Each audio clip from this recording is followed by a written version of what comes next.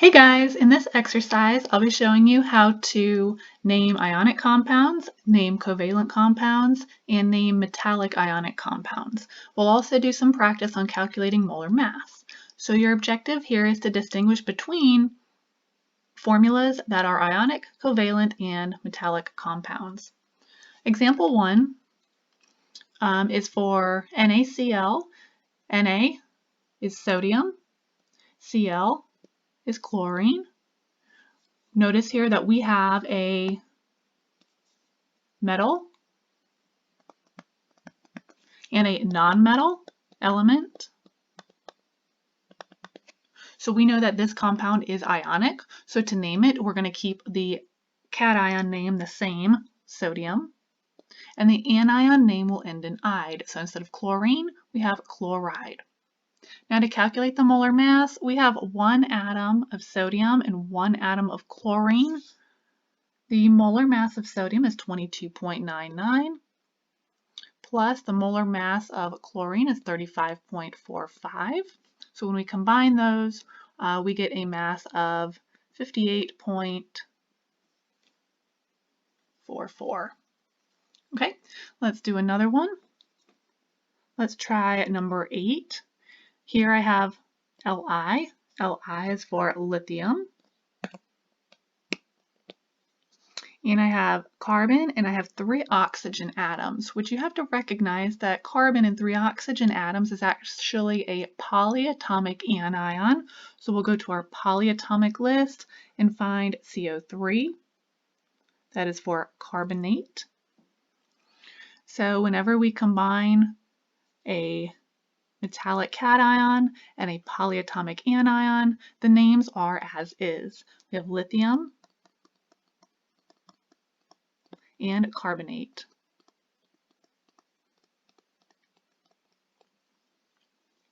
For the molar mass, we have 2 atoms of lithium. The mass is 6.94. Plus, we have 1 atom of carbon. Mass is 12.01. Plus, we have 3 atoms of oxygen. 3 times 16.00. When we calculate that, 2 times 6.94 plus 12.01 plus 3 times 16, we get 73.89 if I did that correctly. And this is grams per mole. So if you have a mole of this substance, or if you have 6.022 times 10 to the 23rd power molecules of this substance, it is going to have a mass of 73.89 grams. And we'll do one more example. Let's do number 16. We have carbon.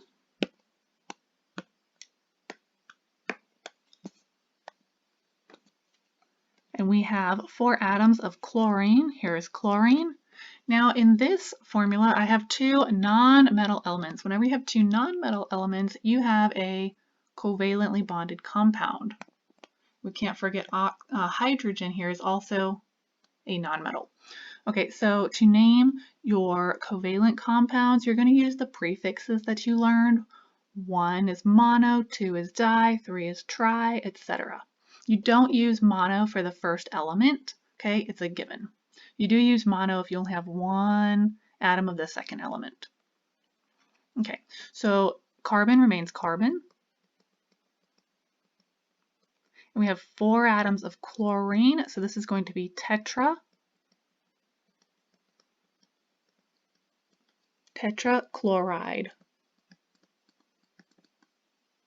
So the ending of the second name ends in "ide." Now for the molar mass, take 1 atom of carbon with a mass of 12.01 plus we have 4 atoms of chlorine with a mass of 35.45, which gives us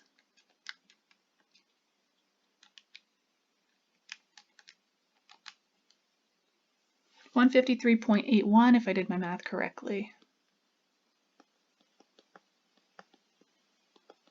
Grams per mole. So again, if you have a mole of carbon tetrachloride, you have 6.022 times 10 to the 23rd power molecules of carbon tetrachloride, and that's going to have a mass of 153.81 grams. All right, so those are how you name the 3 types of compounds: ionic compounds, covalent compounds, and metallic compounds. We actually didn't do one of the metallic examples, so let's do that quickly. Find a metal like this one here. We'll do number 2. So here I have manganese, and manganese is in a transition metal group, and these ones needed a Roman numeral in their name. So to find the Roman numeral, you can determine what charge this element has.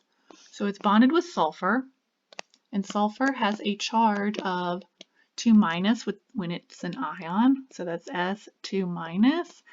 Since I have 1 atom of each in this formula, that means manganese has to have the same magnitude of charge, but opposite. So it's going to be a 2 plus. So Mn2 plus combines with sulfide 2 minus. The charges cancel and you get MnS. So to write this, we have to write manganese with Roman numeral 2 and then sulfide.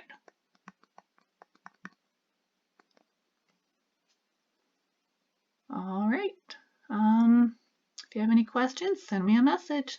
Have a great day.